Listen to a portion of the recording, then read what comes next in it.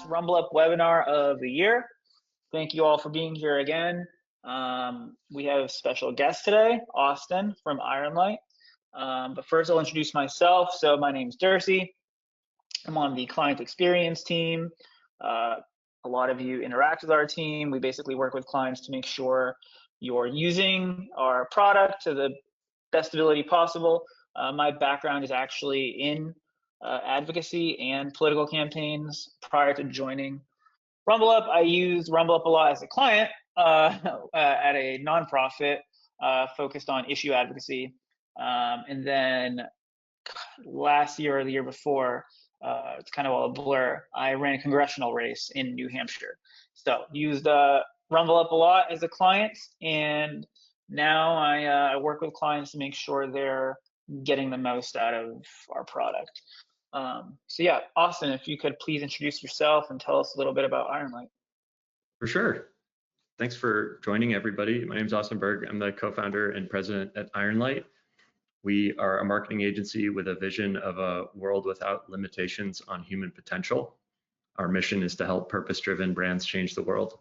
So we started 5 years ago. Most of our team spun out of the issue advocacy space. And since then, we've helped change more than 60 laws across the country. We work with a bunch of clients across sort of, I would broadly say, kind of the human freedom game, which is where we think we can have the largest impact on people's everyday lives. Special focus over the last 2-3 years on school choice. That's been a really major focus of ours across a number of our clients and states. So yeah, we started using Rumble Up as our texting service just for initially ease of use, and we knew some folks over there, but we've kind of evolved our use of it over time and really see it as an evolution of the work that we do to build engaged communities. So that's how I got introduced to you guys. Just why do you even use P2P texting? Why do you like peer-to-peer text? You can just let us know. So yeah, Ironlight started, we had a team of about 11 people. We're now over 30 people. And one of the ways that we've really grown over the years was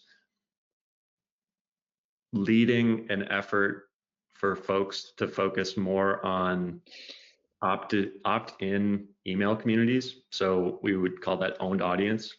So people opting into your list with first name, last name, email, and zip, and transitioning a lot of marketing spend to actually building an asset rather than just putting your stuff in front of people and hoping they change their mind and having to pay over and over again to reach that same audience. We wanted to have a decreasing marginal cost over time. So we, a lot of our work in our early years was around that. We still do a ton of that work. We then started evolving into Facebook groups for the same reason, where it was a single cost to acquire someone, and then you could easily message to them over and over again at a diminishing marginal cost. But Facebook groups, while still many of them can be super successful, they're not given the same priority in the algorithm as they were when Facebook was making a huge part of their saw in advertising throughout the really 2021 and 2022. Like, we're about groups, we're about these communities, and you see a lot less of that now. So they can still be valuable, but you're not going to be able to hit those people over and over again. So texting, I don't think this is a novel idea. See very similar texting.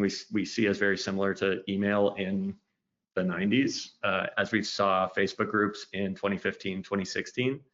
It's super underpriced attention with huge deliverability and huge awareness. So that's why texting generally. Yeah, and do you run Facebook ads currently or previously? Yes. Oh, a ton. Yeah. Yeah. And have you like paired your if you're running like a landing page, have you paired the signups with texting them and all this? We've actually, paired even lead form campaigns in platform with signing up for texting. And we've been experimenting with that over the last 6 months.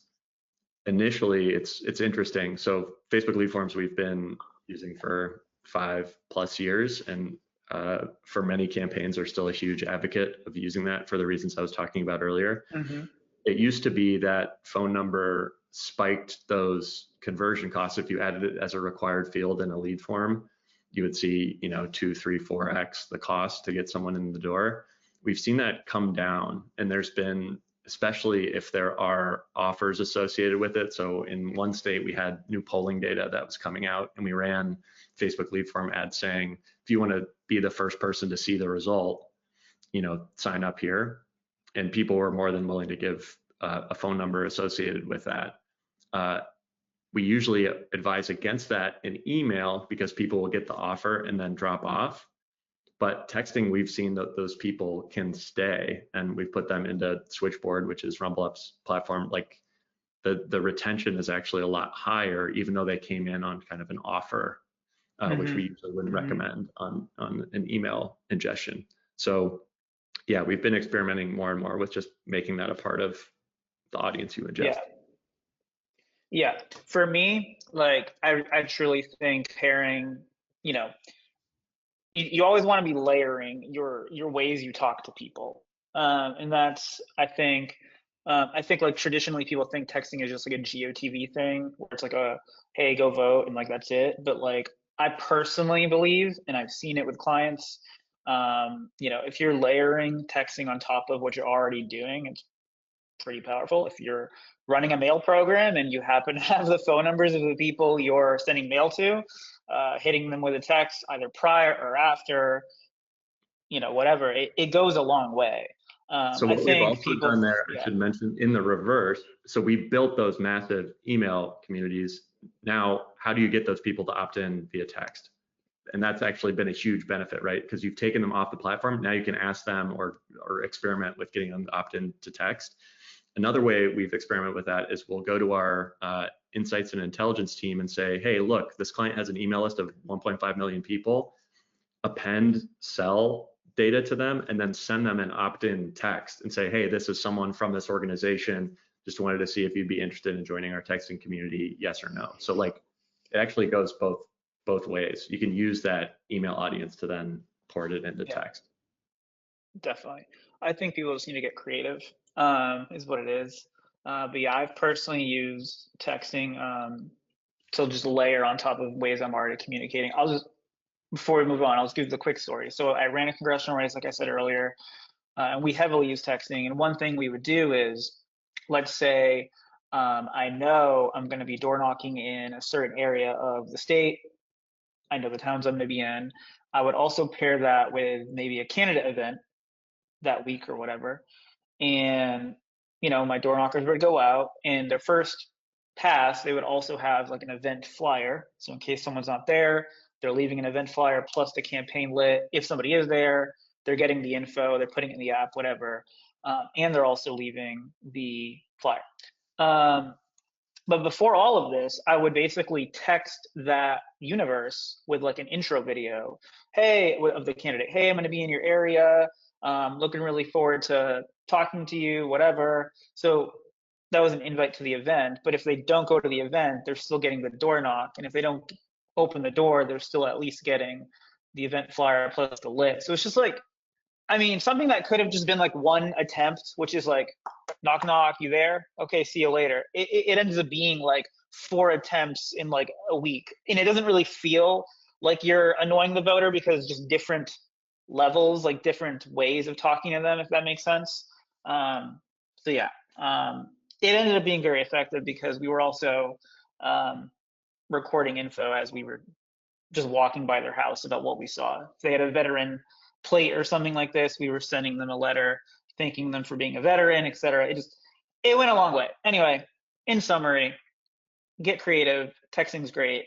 It's cheap, and you can definitely scale it up very easily using products like RumbleUp. So moving on, I know you do work with some issue advocacy clients. Do you want to talk about kind of like how they use texting this past year, or like some highlights, things like that? Totally. A couple fun examples. So probably my favorite one, and this is a combination of where with the right targeting, you can have such a huge impact on text at very little cost. So in one state, we were running a school choice campaign and very much the underdog in the fight. And we used a technology we use a lot with one of our partners, El Toro, called Venue Replay. So what we did was took, I think it was around 20 state representatives, and drew circles around their district offices and said, what were all of the mobile IDs that had been in that office over the last week? So say it was a universe of maybe like, say 2,000 people, right? We took that universe of people, matched them to a voter file, and got their cell number. And then we also looked at what are the 10 device IDs that are most often around that initial device ID that was in the lawmaker office. So we took all of those and then say maybe that's a list of like 10,000 people.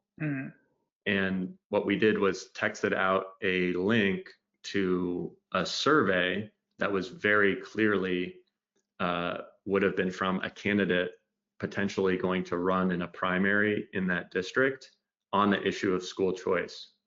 So this is like super in the weeds, but what we saw was like we were measuring, we had them go to a landing page for this, but we saw actual lawmaker IP addresses hitting the survey again and again, trying to game the survey results to make it seem like this would not be a good place to run a candidate in the primary, right? Like that kind of stuff is super, super interesting to me. It's not just an aware, it's like it's so hyper targeted to a group of people, and you know that they're going to see it and engage with it. And I don't really think we couldn't have done something like that on any other platform. That doesn't, you could maybe do direct mail, and that might work some of the time with that, but wouldn't be quick enough. And you couldn't, really measure if that actual lawmaker was the person doing that. And then, in other sort of issue campaigns, definitely pairing it with live events. So we do a lot of, for example, like screenings for documentary films as part of issue advocacy, and try to run our interaction with attendees to those events in the aftermath through text. That's another really great way to like get a really high value touch. Those are a couple examples. Yeah, I've personally done the event stuff myself. I used to run a lot of fly-in events with our activists at the nonprofit I worked at, and I would basically, we would fly them in, so I have their flight info and all this, and I'd literally just like wait until like 24 hours after I knew they landed, and just hit them up with like a thank you and very personal, and a survey exactly. And doing it like that, we saw a lot better ROI, I guess. Like we had a lot more people filling out the survey, getting a lot of information about how we can run a future event, et cetera. So yeah, I think that's kind of the highlight there, is that you can do a lot of rapid response. You can just do a lot of communication very quickly, which if you're working in the issue advocacy space is super important because things are always changing. So yeah, that's, again, you can't really do that with mail or anything like that. And I think even like digital ads nowadays, you have to go through sort of like an approval process with Facebook, I think. It just doesn't automatically go out, to my knowledge. So yeah, I definitely think the rapid response aspect is a big highlight. Yeah, I would also say the one thing we've added to that kind of outreach, to what I was saying before, where you want to make sure that there's some residual value of whatever that spend is educating clients about the ability to have kind of an opt-in text community, so that if you're sending something out, you're always asking if they want to opt in to get further communication in the future. Definitely. Well, so I guess, can you give me also some examples? I mean, you kind of already did, but some examples about how, you used texting in a more personal way. Because I think, like, again, I talked about how people think of it more like a GOTV thing where you're just like, okay, go vote. But like, have you used texting to, take a list of contacts who are like, I guess, maybe cold or warm, and grow that relationship? Yeah, I think part of it is definitely starting with people who have some kind of engagement with your brand already. So like what I was talking about with growing that, there's a client with a very, very large, very, very active email list, and starting, rather than just, running campaigns to a general audience, like appending cell phone data to them, and asking them specifically if they would like to receive communication that way. So growing it that way. Definitely always having it's a lot of the same best practices as email. Like we want to have a welcome series for everybody who's coming in there to educate them about who we are. That's a critical part of retention. And you're going to really waste your spend to get them in the door if you get them in and then you wait 5 months to tell them to do something. A lot of those people are gonna immediately opt out. It's the same thing with email, right? So I think applying a lot of those lessons has been kind of our mental model. Do you do a lot of like email campaigns? Tons, yes, that is Okay. definitely. And do you see better like link clicks and stuff with text or with email? Like which one would you prefer, I guess? It always depends, right? So I don't like making sweeping claims about the platforms generally, because if you have an awesome email list and people are taking action on that email list, that's great. Like we can get like really high click rates on email. Conversely, if you just load up 100,000 cell phone numbers willy-nilly into Rumble and text them something that you want people to do, the engagement on that's going to depend on the creative. It's going to depend on how contextual it is. It's going to depend if it's framed in a way that there's some sense of urgency. So I think on text campaigns, what we see is not only if that targeting is done well, we get quicker feedback, but also if the creative is performing well on digital, you can see results that are as good. Critically, hopefully, what's cool about Rumble is sort of the individualized data that you can get back on who clicked, and being able to append that to your data generally. So if you are in a district and you're sending 5,000 people a text and contact your lawmaker, you can know on an individual basis who actually did click. Maybe not, they didn't necessarily do it, but they at least clicked on the front end. And then next time around, you can restrict your audience maybe to those people or people like them. Yeah. So for everybody listening that doesn't know, what Austin is talking about is we have a URL shortener where you can create unique links, which is super cool. And yeah, you can know exactly who clicked your link, how many clicks it got. But I think, again, what Austin's trying to highlight here is you know who clicked it. So if I know John Smith from wherever town clicked my link, that's a prime person to follow up with. I've used it myself for fundraising, where I was trying to get sponsors for a barbecue, and I hit up some of our donors, and I saw some people click but didn't donate, and I'm like, all right. So I played dumb, and I waited a couple hours, and I called that list of people that opened it but didn't donate, and I'm just like, hey, John, just want to let you know about our barbecue, blah, blah, blah. And he's like, oh, yeah, Darcy, I got your text, but I was driving. And I'm like, well, you're not driving anymore. And I was able to lock in some donations that maybe I wouldn't have gotten because, once that person gets home, they forget about it, and they just move on with their life. So, yeah, being able to follow up with people who've shown already like some interest by at least clicking the link is super, super valuable. Before we go on, is there anything else, Austin, you'd like to just let people know, some cool things you worked on last year?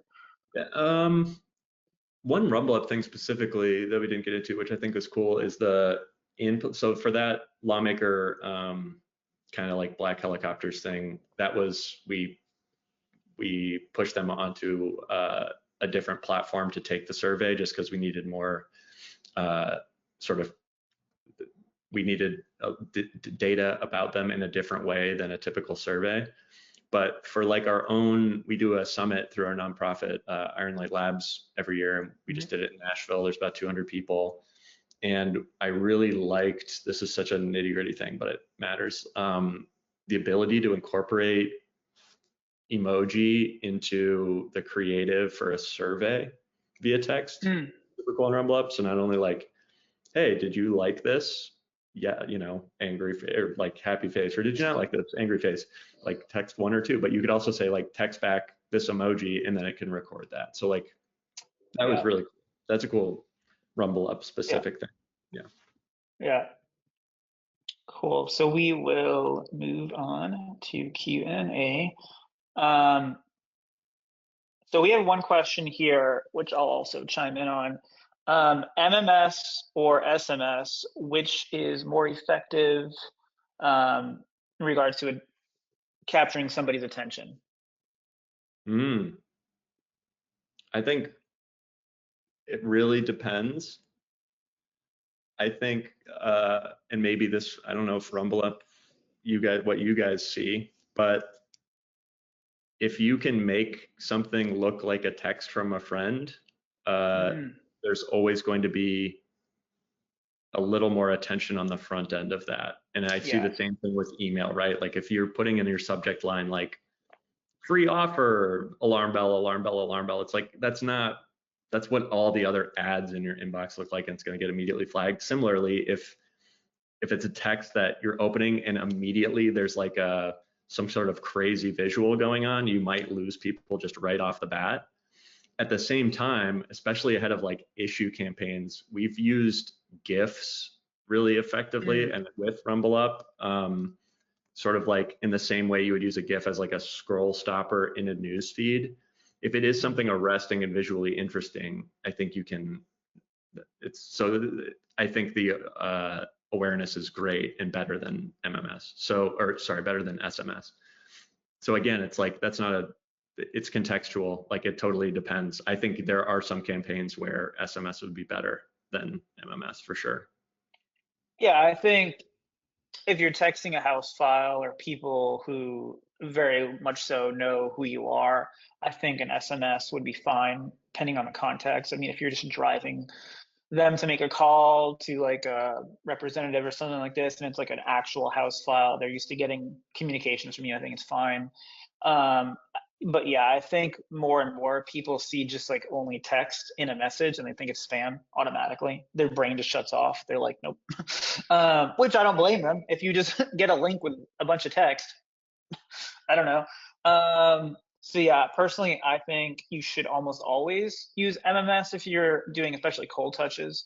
Um, so yeah, that's my take. And yeah, and I mean, again, it's all about getting creative too. Like if you want to drive them, let's say you want to drive them watch a video. I know a lot of people, they like sending long form like ads that might be in a YouTube video. You can, yeah, like Austin's saying, maybe put a GIF of the video there and then like have like directions to click the link to watch the full video or something like this.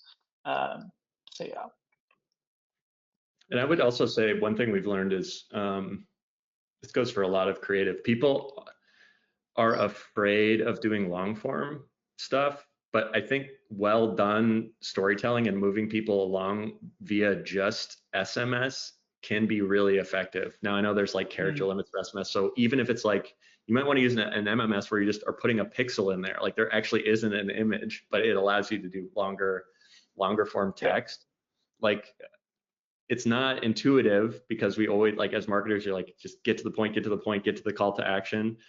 But at the end of the day, the end of that text is going to be like reply stop, in big letters to opt Yeah. out. And if you can get people's buy-in with really great copy before that happens, that you could do that with like a 300 word thing, which sounds crazy Right. via text. But I've Right. just even personally, when I've gotten text like that, I will go along with the storytelling uh, often more so than you would if I got an email about that, where I would just be like, too much text, click off, or a news feed, because we're used to getting long text sometimes from people.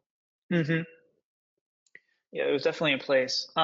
We allow 2,000 characters for MMS. I think you have to be pretty specific with what you're trying to say. I haven't seen a client max out the character limit, but you can. I'm super interested in like people using texting as sort of like a replacement for traditional email newsletters. Um, like if I don't know what 2,000 characters comes out to in like the average amount of words or whatever, but like if I can put a newsletter into a text, I think it's kind of cool. You're probably more likely to have them read it because nowadays people's inboxes are just like flooded with hundreds Yeah. of newsletters. um, Or even maybe put part of the newsletter in the text and add the link for the remainder of the newsletter. Yeah, Something like that. it's like I think it's around 300-ish, where it's 300 to 500, depending on what words you're using. So that's yeah, you could totally do a newsletter about that. And I think that's underutilized, and there's not even a lot of media brands doing that. But if you think about what Axios did in the email newsletter space by condensing news into those bites, I think there's a huge opportunity for people to do that on text with, it's like, here's the 3 things that happened this week, boom, boom, boom. Exactly. I think that can be super effective. Next question is just kind of like a theoretical. So this person says, I have a list, I have some resources. What should my first test look like when I'm trying to engage people on a local issue? I have a list. I'm trying to, I'm assuming it's a list. If it's a list that you don't have text number, if you don't have cell phone numbers for, obviously, try to append as much as you can and purchase that data. That's a compounding asset that you'll have forever. So we call that identity resolution, like run a match on especially if it's an email list, take all the most engaged people on the list, see if you can run a match and get their cell phone number.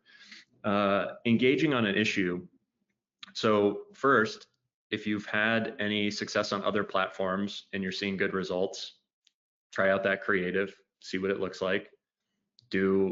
Text 250 people, see what the response looks like. If it looks bad, scrap it, try again with the next 250, try again with the next 250, and then once you hit something, then scale up. That is really like I would say, getting that real-time feedback. We still use digital a lot for that, but it's great to do on text too. And I think really the replies, not enough people make the sale, so to speak, in the back and forth replies. And you can do that in community management on social, but there's the fall off rate from replying to someone's comment in the comment section on Facebook is so much higher than on text if someone's replying to your text. Mm-hmm. So the back and forth, if you can get people, if you're seeing a lot of back and forth conversation generated in those small scale tests, that's usually a sign that you're onto something. Yeah, and I'll also add, I think it's great to do some test text, like you just mentioned, have a couple different messages. But I also would say, before you run those messages, think about what you're actually trying to measure. What does success mean?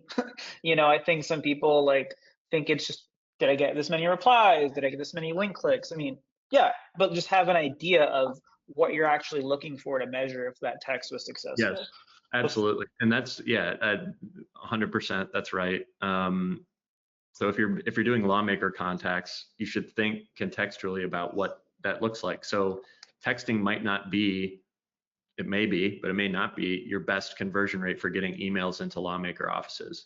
But it might be way cheaper than any other method to get people to text a number. So if you're sending out a text, be like, text this number to see if, to tell them to vote no, or call this number and it's linked and they can just click it right there and you're already in a texting context, so you're willing to call. So figuring out what you're trying to measure, definitely important. Mm-hmm. So I'll just touch on this one real quick because it's a quick one. Monica says, can you explain the difference between SMS and MMS messages? So the main difference, I'm not going to get into the technical side, but on the user side, the main difference would be SMS is just straight up text. If you were to text a friend or something, you're sending a sort of SMS message. So it's just text. MMS would be a multimedia message. So on Rumble Up, you can use GIFs. You can actually attach enhanced video. So you can embed high definition audio and video into a text message where it's not like a link or anything. It's a literal video with a play button, which I think is super cool and useful, especially for things like selfie videos, or if you're already running ads somewhere else, like on Facebook, literally just putting that into a message works well. So yeah, basically that's the main difference. It's one is text only, the other is with a media attachment, and it allows you to also have higher character count. Okay, let's move on.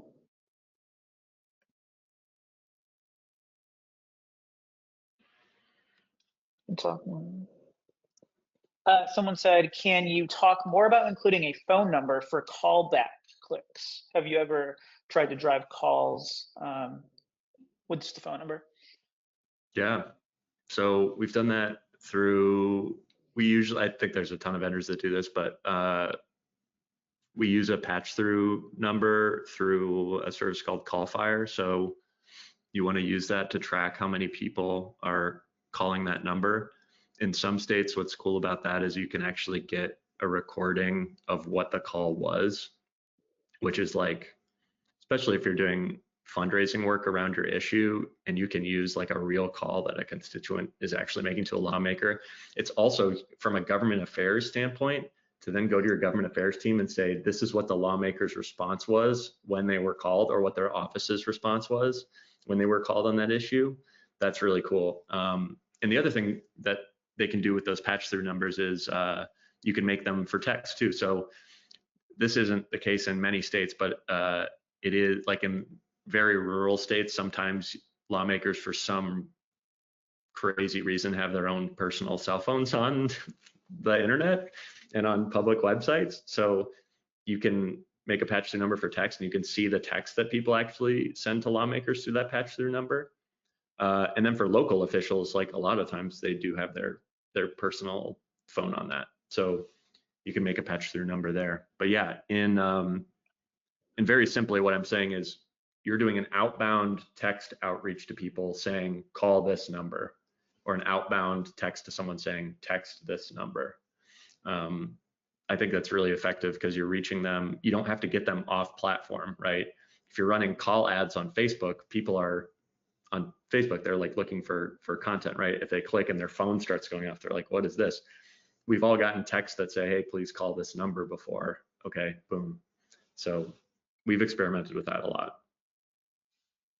Yeah, and just for everyone's awareness, RumbleUp actually has a call forwarding tool, which we've seen a lot of clients use successfully for driving calls to like representative offices, things like this. But again, it's all about getting creative. You can really use it for anything. You can use it for event RSVPs, whatever you want. But yeah, basically it creates a phone number. You can copy and paste that phone number into a message, and when they click it, it opens up the phone app on their phone, and then all I got to do is push call, and it calls. And then it'll record how long they were on the line, etc., which you can then pull in a report, which is, again, good to know because you know who took action. I personally did this on an issue a couple years ago when I was working for a nonprofit, and we literally just grabbed a voter list. Like, this is completely cold, but it was a hot issue in the news like every day, and we just texted the list.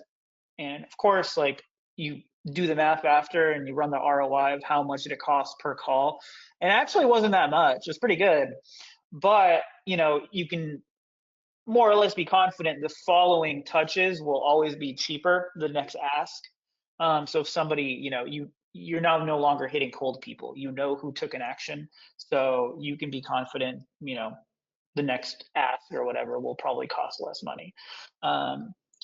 Or you can maybe do even better and not just only text them asks, and invite them to something and provide value to them.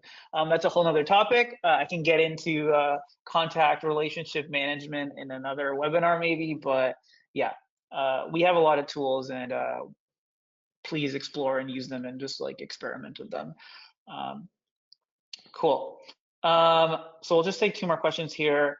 So, time for videos, somebody asks, how long should a video be ideally if you're doing a video text? 30 seconds, 15 seconds.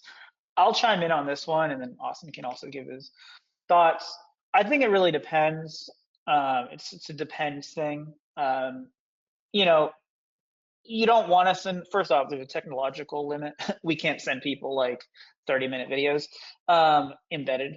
But, if you're sending somebody a 1-minute video, that's probably fine, but keep in mind they might not actually make it to the end. So if you are doing something like that, I would keep the important information as close to the front of the video as possible. So with that said, if you are trying to send them long form video, similar to what I said earlier, you could probably send them 15 seconds of that video or like a highlight clip or whatever, and include a link to the long form in the text. That would work out fine. But yeah, I think like 15 to 30 seconds is pretty normal. You could do longer, but just keep in mind they might not make it to the end. um, so yeah. I have just a quick thought on that. I would say, like, getting that information in a GIF has been super great for us. Like, if you can't condense it down to a 5-second GIF, it might not be a great thing to be sending out. Because if you think about the videos that you're used to receiving via text from other people, they are either a link to YouTube or Instagram or TikTok, right? Or it's a video that someone took on their phone that they're then, saved to their phone and that they're sending you. So I don't like when people use, for example, a 30-second or 90-second like TV spot introducing a candidate that's like really flashy and slick, and then like just pushing that into someone's text, because your friends aren't sending you highly polished videos that play in your text feed all the Yeah, time. They're sending you either links to other stuff or like something really raw. So I would just, that's a consideration on video too for us. definitely, definitely. I think the more personal you make it, the better outcome you're gonna get. So yeah, don't be afraid if you guys on the call have, clients that are candidates or whatever. Don't be afraid to throw them in front of a camera. It goes a long way. My thing is like if you have a landmark in a specific town in the district or something, literally just get the candidate in front of that landmark. That's very recognizable. Selfie video, send to people in that area. So you can make as many of these types of videos as you want and send them to people in that area where they can, relate to the candidate in some way, some capacity. Like, oh, it's down the street for me, and they'll remember that. So let's take one last one here. Someone says, what methods have you used for P2P that have seemed to, be the most engaging? Like what I don't know, it's very general, so you can say whatever you want. But it's just like what type of ways when you're using P2P texting has been the most engaging for contacts? Yeah. Asking people a question is huge. Well, I can back up. We have our content strategy we run through a lens called SCARF. It's the 5 triggers of a fight or flight response in people. So it's status, certainty, autonomy, relatedness, and fairness. So everything we send out, regardless of the platform, needs to have one or several of those elements. So what does that look like in the context of a text? Relatedness, yeah. If you're sending someone a picture of I live in a neighborhood called Lincoln Square. There's a statue of Abe Lincoln like 3 blocks away from my house. If someone sent me a selfie style photo of themselves next to that and being like, hey, I'm in the neighborhood today, I was wondering if anybody Yeah. wants to have coffee or something like that. Amazing, amazing relatedness.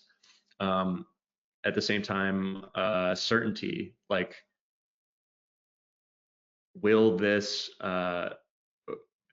is this issue going to affect my life or my family's life in some very tangible way that we don't know about yet? Like, so for example, one of the most viral campaigns we ever did was leave your 13-year-old home alone. Police can take them into custody under this state's law. That generates tremendous uncertainty, as it rightly should, among every parent. So if you're leading with something like that, that's great. And then I think what I led with, I should have put it at the end, the tag for that. Now it depends what your goal is. If your goal is just awareness of an issue, I think the asking people to reply back or ask questions is always great, not only from an engagement perspective, but you're also going to learn a lot about what people think about the issue. So I'm curious what you think, Darcy, but I'll probably have another couple ideas that popped in my head while you're talking. Yeah, I mean, I agree. Sending things to people that like you gotta make them want to care almost. Like the example about your kid can get taken away or whatever. Obviously, that's a big thing. So yeah, immediately they're like, what are you talking about? And they want to learn more. Yeah, I think that's good. Yeah, I've done like I said earlier, I've done you're in a town, you take a selfie video and you text it specifically to people in that town. Um, that's worked well because it's like relatable. They're like, oh, I know where that is. Um, yeah, I mean, like, I think like the more you plan your texts, probably the better outcome you're gonna see too. Like just thinking about this, like I said, I ran the congressional race, and like so I know I'm the person literally organizing the events, so I know where we're gonna be. So if I'm literally just driving by a place I know we're gonna be at next week, I might just take a video in front of that business and then save it for when I text people to invite them to that event. So just like little things like this go a long way. So I guess the main takeaway here is try to reprogram your brain from the GOTV, I'm, only going to ask them one thing, which is go vote, and try to think about how can I actually talk to this person like a human being. Yeah, I think a lot of times the trap that I see some of our clients fall into is that because the deliverability is so good, it's almost like a pass that you don't have to provide value to them because you're gonna get in front of them no matter what. And that's exactly the wrong way to think about it. Like think of it as an opportunity to provide something that's really special to someone because it's an intimate form of communication still. And marketers like us are going to ruin that over the next several years. But for now, it's like texting is a really high value touch. So how do you make the most of that? Yeah. Okay, so we are going to wrap up. So Austin, thank you so much for being here. We really appreciate you spending time with us. Any final comments you'd like to leave? No, if anyone wants to talk more about any of this stuff, our team's always happy to talk. I'm Austin at ironlight.com. Our website's ironlight.com. Happy to talk more with anybody about this stuff. Cool. Well, thank you, everybody. We really appreciate you spending your lunch hour with us. Hopefully, we can do a couple more of these this year. As we get closer to the election, we'll be bringing on different guests. We will talk about different things, and hopefully, every time you come on, you learn something new. So, thank you so much for being with us, Austin, and have a great day.